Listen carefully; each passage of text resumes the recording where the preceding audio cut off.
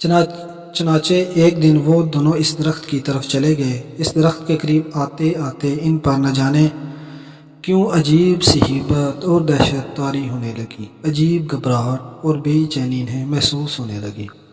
اے آدم علیہ السلام، چھوڑیے ان پھلوں کو، واپس چلیے، مجھے ڈر لگ رہا ہے، ہوا گھبراہٹ زدہ لہجے میں بولی۔ وقتی بات ہے، اب ہم یہاں پہنچ ہی گئے ہیں تو ہمیں یہ پھل کھا لینے چاہیے، زمین کی زندگی ہمارے بس کی بات نہیں، آدم علیہ السلام بولے۔ ہاں ٹھیک ہے، ذرا پھل توڑیے، ہوا بولی۔ آدم علیہ السلام آگے بڑھے۔ انہوں نے ہاتھ بڑھا کر اس درخت کی ایک لٹکتی شاخ سے 2 پھل توڑ لیے۔ ایک انہوں نے ہوا کو دیا اور دوسرا خود کھانے لگے۔ کیا ہی لذیذ پھل ہے، اس کا ذائقہ، اس کی مہک، اس کا تو جواب نہیں۔ ہوا پھل کھاتے کھاتے توصیفی لہجے میں بولی۔ ہاں واقعی ایسا پھل جنت میں کسی جگہ نہیں۔ ارے یہ کیا ہوا؟ آدم علیہ السلام کے ہاتھ سے وہ آدھا کھایا پھل چھوٹ گیا۔ وہ اور ہوا ایک دوسرے کے سامنے بے لباس کھڑے تھے، ایک دوسرے کے اعضائے صنفین کی نظروں میں تھے۔ انہوں نے درخت کے پتوں سے اپنے اعضائے صنفی چھپانے کی کوششیں شروع کر دی۔ پھر ہوا ایک دم نیچے بیٹھ گئی اور گھٹنوں میں سر دے کر گٹھڑی سی بن گئی۔ دفور حیا و اضطراب کے آدم علیہ السلام کو کچھ نہ سوچ سکا۔ انہوں نے ایک دم ہی کسی پناہ کی تلاش میں وہاں سے دوڑنا شروع کر دیا۔ دوڑتے دوڑتے ان کے گھنے لمبے بال ایک درخت کی شاخوں سے الجھ گئے۔ آپ علیہ السلام نے دفور دہشت و گھبراہٹ سے انہیں مطلب کہ اپنا دہشت اور گھبراہٹ کو دور کرنے کے لیے انہیں چھڑانے کی کوشش شروع کر دی، مطلب کہ بال نکالنے کی کوشش کی۔ اس وقت اللہ کریم نے انہیں مخاطب کیا، اے آدم علیہ السلام، کیا مجھ سے بھاگنے کی کوشش کر رہے ہو؟ وہ فوراً ندامت اور پشیمانی کے آدم علیہ السلام سے فوری طور پر کچھ نہ کہا جا سکا۔ پھر وہ بولے، نہیں میرے رب، میں تجھ سے نہیں بھاگ سکتا، لیکن حیا کے مارے بے قرار ہوں اور دوڑ رہا ہوں، تجھ سے میں بے حد نادم اور شرمندہ ہوں۔ اللہ تعالیٰ کا ارشاد ہوا، اے آدم علیہ السلام، کیا ہم نے تم سے اور تمہاری بیوی سے نہیں کہا تھا کہ اس درخت کے قریب نہ جانا، نہ ہی اس کا پھل کھانا؟ تم نے پھر کیوں ہماری نافرمانی کی؟ آدم علیہ السلام نے شرمندگی سے سر جھکا لیا۔ اے اللہ تعالیٰ، بے شک ہم سے خطا ہوئی، ہم شیطان کے بہکاوے میں آ گئے، ہم سے حسد اور نفرت کے سبب اس نے ہم سے دشمنی نکالی، تو ہماری یہ تقصیر معاف فرما دے۔ ارشاد ہوا، ہم تمہیں کلمات توبہ و استغفار سکھاتے ہیں، تم اور تمہاری بیوی انہیں ہمارے سامنے دہراؤ۔ چنانچہ اللہ تعالیٰ نے آدم و حوا علیہ السلام کو کلمات سکھائے اور انہیں عاجزانہ اس کے حضور زاری کی۔ اے ہمارے رب، دعا، اے ہمارے رب، بے شک ہم نے اپنی جانوں پر ظلم کیا جو تیری نافرمانی کی۔ اگر تو ہمیں معاف نہیں کرے گا اور ہم پر رحم نہیں کرے گا تو ہم بڑے خسارے میں ہوں گے۔ ارشاد ہوا، ہم نے تمہیں معاف کیا، تم پر رحم کیا، لیکن اب تم یہاں نہیں رہ سکتے، تم دونوں اور تمہارا دشمن ابلیس سب زمین پر اتر جاؤ اور ایک مدت خاص تک وہاں رہو، وہاں تمہاری نسلیں خوب پھولیں پھلیں گی، امتداد زمانہ کے سرد و گرم سہیں گی، ابلیس اور اس کی ذریت کے ساتھ ان کی عداوت چلتی رہے گی۔ جو لوگ راہ حق پر قائم ہوں گے وہ فلاح پالیں گے، اور جو اس سے منہ موڑیں گے وہ بدبخت ہوں گے۔ پھر اللہ تعالیٰ نے فرشتوں کو حکم دیا، آدم اور حوا کو میرے پڑوس سے نکال دو۔ ان فرشتوں نے آدم اور حوا علیہ السلام کو اٹھایا، آدم علیہ السلام کو سران-دیپ، سری لنکا میں جو ایک مقام ہے، اور حوا کو وادی مکہ میں لے جا کر چھوڑ دیا۔ مطلب کہ آدم علیہ السلام کو سران-دیپ سری لنکا میں اور حوا علیہ السلام کو وادی مکہ میں لے جا کر چھوڑ دیا۔ ابلیس یعنی شیطان اور اس کے چیلے چانٹوں، مطلب کہ اس کے ساتھیوں پر آسمانوں کے دروازے بند کر دیے گئے تھے، ان پر فرشتوں کے پہرے لگا دیے گئے۔ اس سیارے پر ابلیس یعنی شیطان بڑی فتح مندانہ مسکراہٹ لیے بڑے غرور و تکبر سے اپنے ہم قوموں میں گھومتا پھرتا رہا تھا اور برابر سب کو کہہ رہا تھا، کیا میں نے تم سے نہیں کہا تھا کہ میں آدم علیہ السلام اور اس کی بیوی کو وہ ممنوعہ پھل کھانے پر مجبور کروں گا اور اس پاداش میں وہ جنت سے نکال دیے جائیں گے۔ دیکھو ہوا بھی یہی۔ اس کے چیلے چانٹے بھی اس کی خوشی میں شریک ہر جگہ ادھم مچاتے پھر رہے تھے۔ اسی جسد خاکی کی وجہ سے ہم زمین سے بڑی ذلت و تذلیل کے ساتھ نکالے گئے تھے۔ اب یہ زمین پر آ گیا ہے تو ہم ضرور اس سے اپنی اس توہین و تذلیل کا بدلہ لیں گے۔ یہ شیطان کے جو ساتھی تھے انہوں نے بولا۔ اب آدم علیہ السلام و حوا کی نسلیں زمین پر چلیں گی۔ ہمارا کام انہیں راہ حق سے بھٹکانا اور گمراہی کی راہ کی طرف لانا ہوگا۔ ہم انہیں نیکی بلائی اچھائی بلا کر بدی برائی اور گناہ کے راستوں پر لانے کی کوشش کریں گے، اور ہم انہیں اللہ کی نافرمانی اور سرکشی سکھائیں گے، انہیں ہر طرف سے گھیریں گے۔ یہ الگ بات تھی کہ تمام کے تمام جنات ہرگز ابلیس کی طرفدار نہیں تھے، جنہیں آدم علیہ السلام کی خاطر زمین سے بے دخلی کا رنج اور غم تھا۔ ان کی کثیر تعداد اس کا بدلہ لینے اور آدم علیہ السلام سے دشمنی پر تیار نہ تھی۔ وہ اسے امر ربی سمجھتے ہوئے خاموش اور انسانوں کے معاملات سے الگ تھلگ رہنا ہی پسند کرتے تھے۔ بزرگ جنات جن کی تعداد کچھ کم تھی وہ ابلیس اور اس کے چیلے چانٹوں کی حرکتوں سے نالاں اور انہیں سمجھانے بجھانے کی کوششوں میں لگے رہتے تھے، جن کا نتیجہ کچھ نہ نکلا تھا۔ وہ انہیں ان کے حال پر چھوڑ کر گوشہ نشین ہو گئے تھے۔ آدم اور حوا علیہ السلام کے زمین پر اتارے جانے کے کچھ عرصہ بعد ابلیس اور اس کے چیلے چانٹے بھی زمین پر اتر آئے۔ زمین پر اتارے جانے کے بعد آدم علیہ السلام حیران و پریشان سے اپنے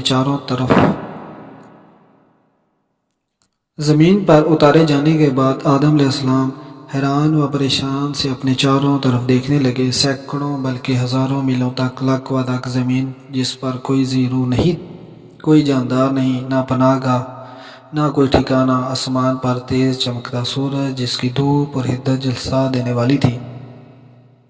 نیچے زمین ایک یکسر اجنبی جگہ، نامانوس، ویران و سنسان۔ انہیں دیکھتے ہوئے انہیں بے اختیار جنت اور اس کی نعمتیں یاد آ رہی تھیں، اور وہاں کی امن و سکون کی زندگی۔ یہ سب کچھ اللہ کی نافرمانی کے سبب ان سے چھن گیا تھا۔ اللہ کی نافرمانی کا خیال ایک بھاری بوجھ کی طرح ان کے دل کو کچلے ڈال رہا تھا۔ پھر اس کی سزا کی پاداش میں یوں زمین پر اتارا جانا۔ وہ بڑی دیر تک بیٹھے روتے رہے، پھر انہیں اپنی جنت کی ساتھی حوا کا خیال آیا۔ انہیں بھی ان کی طرح زمین پر اتار دیا گیا تھا، مگر کہاں ہے، کس جگہ، کس مقام پر؟ انہیں اب ان کی جدائی بھی بری طرح سے دکھ دینے لگی۔ ان کی تلاش میں انہوں نے مختلف سمتوں کے طویل سفر کیے اور ناکام ہو کر تھک ہار کر بیٹھ گئے۔ اللہ کی بنائی ہوئی یہ زمین بہت وسیع و عریض تھی، انہیں اس کا اب اندازہ ہوا تھا۔ ہوا کی تلاش میں اس کے چپے چپے کو کھوجنا بہت مشکل تھا۔ اپنی ناکامی پر دل شکستہ ہو کر انہوں نے اللہ کے حضور فریاد کی۔ اسی وقت جبرائیل علیہ السلام ان کے پاس پہنچے اور انہیں اللہ کی طرف سے ہدایت کی کہ ہوا کی تلاش میں وہ مغرب کا سفر کریں اور ایک جزیرہ نما پر پہنچیں۔ ادھر وادی مکہ میں اتارے جانے کے بعد ہوا پر بھی یہی کیفیت گزر رہی تھی۔ اللہ کی نافرمانی پر ندامت، جنت سے نکالے جانے کا دکھ، زمین پر اتارے جانے کا کرب، پھر اپنے جنت کے ساتھی آدم سے جدائی کا دکھ۔ اس لک و دک و ویران اور پر ہول سناٹوں سے بھری زمین پر ادھر ادھر جاتے انہیں خوف محسوس ہوتا تھا۔ اس لیے آدم علیہ السلام کی تلاش میں وہ مکہ کے پہاڑوں اور وادیوں سے آگے نہ بڑھی، یہاں تک کہ انہیں اللہ کی طرف سے وادی مکہ سے باہر ایک وسیع و عریض میدان کا سفر کرنے کی ہدایت ملی۔ وہ وہاں پہنچی تو آدم علیہ السلام بھی وہاں آن پہنچے۔ آدم علیہ السلام و حوا کے زمین پر آپس میں ملنے کی یہ جگہ عرفات کہلاتی ہے۔ اس جگہ وقوف کیے بغیر کسی حاجی کا حج قبول نہیں ہوتا۔ وقوف عرفات حج کا رکن اعظم ہے۔ آدم و حوا علیہ السلام کی میدان عرفات میں یہ ملاقات انتہائی پرمسرت ضرور رہی، لیکن اللہ کی نافرمانی اور جنت سے نکالے جانے کا دکھ دونوں کو ہی بے چین کیے ہوئے تھا۔ دونوں مل کر بڑی دیر تک روتے رہے اور اللہ تعالیٰ سے معافی اور رحم و کرم کی دعائیں کرتے رہے۔ پھر حوا نے پوچھا، اے آدم علیہ السلام، ہم یہاں کیسے زندگی گزاریں گے؟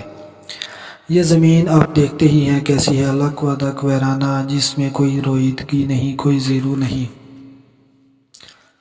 اللہ کی بنائی ہوئی یہ زمین بہت وسیع و عریض ہے۔ میں نے اس کے اکثر حصوں کو گھوم پھر کر دیکھا ہے۔ اس کے اکثر حصے خوب سرسبز و شاداب اور اللہ کی قسم قسم نعمتوں سے مالا مال ہے۔ وہاں رہتے ہوئے زمین پر ہماری زندگی اتنی دشوار اور کٹھن ثابت نہیں ہوگی۔ اللہ نے ہمیں پیدا ہی زمین پر بسانے کے لیے کیا تھا جب اس نے فرشتوں سے زمین پر اپنا نائب بنانے کی بات کی تھی۔ اس لیے اب ہمیں اس زمین کو ہی اپنا گھر سمجھ لینا چاہیے اور یہاں رہنے بسنے کے سامان پیدا کرنے چاہیے۔ آدم علیہ السلام نے کہا، یہاں ہماری زندگی جنت کی زندگی سے یکسر مختلف ہوگی، جہاں ہم ہر قسم کی محنت و مشقت اور ہر چیز کی فکر سے آزاد تھے۔ یہاں ہمیں ایسے ایسے کام کرنے پڑیں گے جن کے ہم جنت میں رہتے ہوئے عادی نہیں رہے۔ ہوا بولی، ہاں سب سے پہلے تو ہمیں اپنے کھانے پینے اور رہنے سہنے کی فکر کرنی چاہیے۔ آدم علیہ السلام بولے، روایات کے مطابق دونوں میاں بیوی اس جگہ سے طویل سفر کر کے ایک سرسبز و شاداب علاقے میں پہنچے، شاید شام یا ایشیائی کوچک۔ وہاں جبرائیل علیہ السلام مٹھی بھر گندم کے دانے لیے آدم علیہ السلام کے پاس آئے اور انہیں ان کی بوائی، فصل کی کٹائی، آٹا تیار کرنا اور اس سے روٹی بنانا سکھایا۔ انہوں نے انہیں بیڑوں کی اون سے لباس بنانا بھی سکھایا۔ یوں آدم علیہ السلام نے کھیتی باڑی اور لباس بنانا سیکھ لیے۔ شروع میں زمین کے موسم اور محنت و مشقت کی زندگی ان کے لیے بہت تکلیف دہ اور سخت ثابت ہوتے رہے، پھر رفتہ رفتہ وہ ان کے عادی ہو گئے۔ اللہ تعالیٰ کی طرف سے آدم علیہ السلام کو مختلف امور میں ہدایات ملتی رہیں۔ انہوں نے پہاڑی غاروں کو رہائش کے کام میں لانا اور جنگلی جانوروں پرندوں کا شکار کرنا بھی سیکھ لیا۔ وہ اب صاحب اولاد بھی ہو چکے تھے۔ بڑے دو بیٹوں قابیل اور حابیل کے علاوہ ان کے اور بھی بہت سے بیٹے بیٹیاں پیدا ہو چکے تھے۔ اپنے تمام بچوں کو انہوں نے درس توحید دیا تھا اور اللہ کا مسلم بنایا تھا۔ انہیں اللہ کی عبادت کا طریقہ اور دیگر اسلامی تعلیمات دی تھیں۔ جب انہیں اس سرسبز و شاداب علاقے میں رہتے کافی عرصہ گزر گیا تو اللہ تعالیٰ کی طرف سے آدم علیہ السلام کو حکم ہوا کہ وادی مکہ میں واپس جاؤ۔ وہاں عرش الہی کے عین نیچے بیت المعمور کے نمونے پر اللہ کی ایک عبادت گاہ تعمیر کرو، جہاں تم اور تمہاری اولاد ہماری عبادت کیا کرو۔ حکم الہی کی تعمیل میں آدم علیہ السلام اپنے خاندان سمیت وہاں سے ہجرت کر کے وادی مکہ میں آن پہنچے۔ وہاں جبرائیل علیہ السلام کی رہنمائی میں آپ نے ایک کھلی جگہ پر جو پہاڑوں میں گری ہوئی تھی اللہ کی عبادت گاہ کی بنیادیں کھودنی شروع کی۔ اس کام میں آپ علیہ السلام کے بیٹوں نے بھی آپ کی مدد کی۔ یوں وہ عبادت گاہ خانہ کعبہ بن کر تیار ہو گئی۔ اس کے تیار ہونے کے بعد آدم علیہ السلام کے تمام خاندان نے ان کی امامت میں اس کے اندر نماز ادا کی۔ اس کی کوئی شہادت نہیں ملتی کہ آیا حضرت آدم علیہ السلام خانہ کعبہ کی تعمیر کے بعد وادی مکہ ہی میں مقیم رہے یا کہیں اور چلے گئے۔ بہرکیف اللہ تعالیٰ نے آپ کی اولاد میں خوب خیر و برکت دی، انہیں ہر نعمت سے نوازا، لیکن آپ علیہ السلام کو اپنے بیٹوں قابیل اور حابیل کی طرف سے شدید دکھ اور صدمہ بھی جھیلنا پڑا۔ آپ علیہ السلام حابیل کو اپنا صحیح جانشین سمجھتے تھے۔ اب آپ نے اپنے تیسرے بیٹے شیس علیہ السلام کو اپنی جانشینی کے لیے تیار کرنا شروع کیا، جنہیں آگے چل کر اللہ تعالیٰ نے منصب نبوت سے سرفراز کیا اور آپ پر 30 صحائف نازل کیے۔ ابلیس یعنی شیطان، جو جنت میں بھی آدم و حوا علیہ السلام کا دشمن تھا، زمین پر بھی ان کا ایسا ہی دشمن تھا۔ اب آدم علیہ السلام اور ان کی اولاد پر تلبیس کے لیے اس کے پاس اپنے چیلوں چانٹوں کا پورا لشکر تھا، جو آدم علیہ السلام کی اولاد کو بہکانے اور ورگلانے کی اپنی سی کوششوں میں مصروف رہتے تھے۔ انہی کے بہکاووں نے قابیل کو حابیل کا دشمن بنایا اور اس کے ہاتھوں اسے قتل کروایا تھا۔ نسل آدم علیہ السلام کی ترقی کے ساتھ ساتھ لشکر ابلیس کی مصروفیات اور سرگرمیوں میں بھی اضافہ ہوتا گیا۔ روایت ہے کہ آدم حوا علیہ السلام جنت میں 60 سال مقیم رہے۔ حضرت آدم اور حوا علیہ السلام جنت میں 60 سال مقیم رہے۔ جنت سے اخراج پر اور اپنی خطا پر دونوں میاں بیوی 70 سال تک رہے اور اپنے فرزند یعنی بیٹے حابیل کی موت پر انہوں نے 40 سال ماتم کیا۔ جس دن آدم علیہ السلام پیدا کیے گئے وہ جمعہ کا دن تھا۔ اخراج جنت کا دن بھی جمعہ کا دن تھا۔ آپ علیہ السلام کی وفات کا دن بھی جمعہ کا دن تھا۔ وفات کے وقت آپ علیہ السلام کی عمر مبارک 1000 سال ہو چکی تھی۔ جب آپ کا وقت وفات آیا تو آپ علیہ السلام نے اپنے بیٹے شیس علیہ السلام سے کہا، مجھے جنت کے پھلوں کی طلب ہو رہی ہے۔ آپ کے بیٹے پھلوں کی تلاش میں نکل کھڑے ہوئے۔ راستے میں فرشتے ملے، انہوں نے ان سے پوچھا، کہاں جا رہے ہو؟ اے آدم علیہ السلام کے بیٹو، کیا چیز تلاش کر رہے ہو؟ شیس علیہ السلام نے کہا، ہمارے والد آدم علیہ السلام بیمار ہیں اور انہیں جنت کے پھلوں کی خواہش ہے۔ فرشتوں نے کہا، آؤ ہمارے ساتھ، تمہارے والد کا آخری وقت آن پہنچا ہے۔ فرشتے جب آدم علیہ السلام کے گھر داخل ہوئے تو حوا آدم علیہ السلام کے پیچھے چھپ گئی۔ آدم علیہ السلام نے کہا، مجھ سے الگ ہو جاؤ، میں تم سے پہلے آیا ہوں، میرے اور میرے رب کے فرشتوں کے درمیان حائل مت ہو۔ فرشتوں نے آدم علیہ السلام کی روح قبض کر لی، انہیں غسل دیا، کفن پہنایا، خوشبو لگائی، پھر ان کے لیے قبر کھودی اور لحد تیار کی۔ بعد ازیں کی نماز جنازہ 4 تکبیریں پڑھ کر ادا کی، پھر انہیں قبر میں رکھا اور مٹی برابر کر دی اور ان کے بیٹوں کو بتایا کہ یہ ہے تجہیز و تکفین کا طریقہ۔ آپ کی قبر کے بارے میں مختلف روایات مشہور ہیں۔ کہا جاتا ہے کہ آپ کو سرزمین مکہ میں دفن کیا گیا تھا۔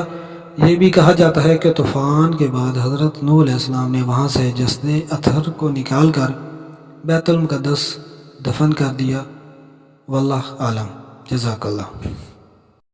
اگر آپ قصہ حابیل اور قابیل کا دیکھنا چاہتے ہیں تو ہمارے چینل کو سبسکرائب کریں اور بیل آئیکن بٹن پر کلک کریں تاکہ آپ کو اپلوڈ ہونے کے ساتھ اس کو نوٹیفیکیشن حاصل ہو سکے۔ جزاک اللہ خیر۔